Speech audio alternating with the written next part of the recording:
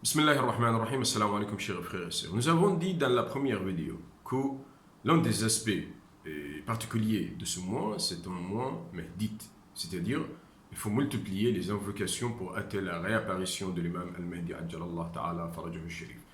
Même, il est rapporté pour l'un des signes de la réapparition, c'est le cri qui aura lieu dans la 20e, la 22e nuit du mois de Ramadan. Aussi dans les nuits des destins, nous savons très bien que les actes des serviteurs, leurs actions lui sont exposés. Donc quand il va voir que ses adeptes, ses partisans ont bien accompli de bonnes actions, il sera réjoui. Par contre, si il va voir qu'ils ont commis beaucoup de péchés, beaucoup d'obéissance, il sera triste.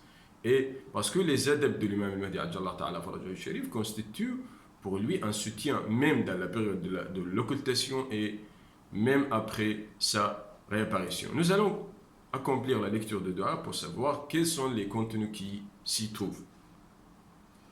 Oh mon Dieu, tu m'as autorisé à t'invoquer et à te solliciter. Entends donc, ô toi qui écoutes mon éloge, réponds donc au clément à mon invocation et pardonne donc au continuel pardonneur mes trébuchements. Ce paragraphe se réfère à un aspect à une notion très importante, c'est quoi? C'est, malgré que nous sommes vivants, et il faut profiter d'un bienfait, et Allah subhanahu wa ta'ala nous a accordé la permission, l'autorisation de l'invoquer. Par contre, dans l'au-delà, c'est-à-dire les associés, les mécréants, sont ceux qui ont encouru le châtiment d'Allah subhanahu wa ta'ala, c'est-à-dire l'enfer, ils n'ont pas l'autorisation de l'invoquer. Allah subhanahu wa ta'ala ne leur accorde pas sa permission pour l'invoquer. Ils seront privés de ce bienfait. Et puis lorsqu'Allah subhanahu wa ta'ala va écouter nos demandes, nos sollicitations, il va répondre à cela parce que c'est l'un des aspects de sa miséricorde. Et Allah subhanahu wa ta'ala, continuel pardonneur, c'est quoi? Signifie, c'est comme la langue arabe, aqalla athrati. Chaque fois que nous commettons un péché, Allah subhanahu wa ta'ala nous pardonne. Une fois, deuxième fois, plusieurs fois. Mais il faut comprendre que cela n'est pas continuel.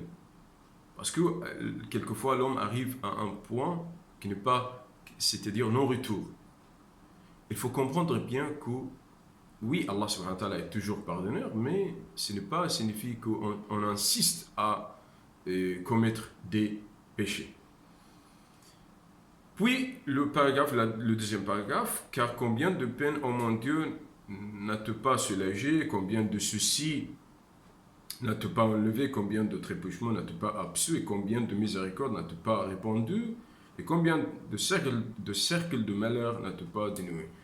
Quelquefois, les afflictions, les malheurs, les problèmes nous encerclent, nous étranglent, jusqu'à on arrive, on touche le désespoir. Mais soudainement, la miséricorde d'Allah subhanahu wa ta'ala, sa bonté, descend sur nous pour nous sauver, pour ne pas arriver à un point de désespoir. Parce que si l'homme arrive à ce point, c'est difficile.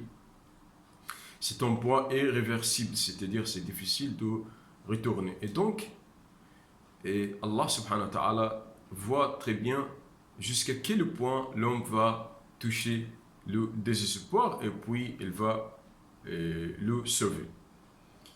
Puis, louange à Dieu qui ne s'est donné ni compagnie ni enfant, qui n'a pas d'associé dans la royauté, qui n'a pas besoin de protecteur pour le défendre contre l'humiliation et dont on doit donc proclamer hautement la grandeur. Dans ce paragraphe se réfère à l'unicité d'Allah subhanahu wa ta'ala. Puis le paragraphe commence par citer qu'Allah n'a pas ni compagnie ni enfant parce que l'hiérarchie pour engendrer une progéniture, c'est de commencer d'avoir une compagnie, et une épouse, et puis des enfants. Et Allah subhanahu wa ta'ala, dans ce paragraphe, alors, parle à la raison humaine, c'est-à-dire selon sa compréhension. Même s'il y a deux associés, c'est-à-dire si Allah subhanahu wa ta'ala a un associé pour l'aider, pour le soutenir dans sa royauté, il ne sera pas un créateur parce qu'il a besoin, il a besoin d'une aide de quelqu'un qui va gérer ses affaires. Et aussi, s'il y a deux divinités, ils vont partager la royauté, l'univers, et cela va toucher de la corruption toute la création. Il faut proclamer l'unicité d'Allah subhanahu wa ta'ala, et dans cela, c'est les louanges. C'est comment refléter, c'est comment proclamer les louanges. C'est lorsqu'on sait très bien qu'Allah est unique dans sa royauté, et Allah subhanahu wa ta'ala, c'est celui qui gère le monde, et lui seul. L'unicité d'Allah subhanahu wa ta'ala constitue le premier pilier de notre dogme. Il faut confesser tout d'abord l'unicité d'Allah subhanahu wa ta'ala pour se lancer de comprendre les autres aspects de notre dogme. Merci.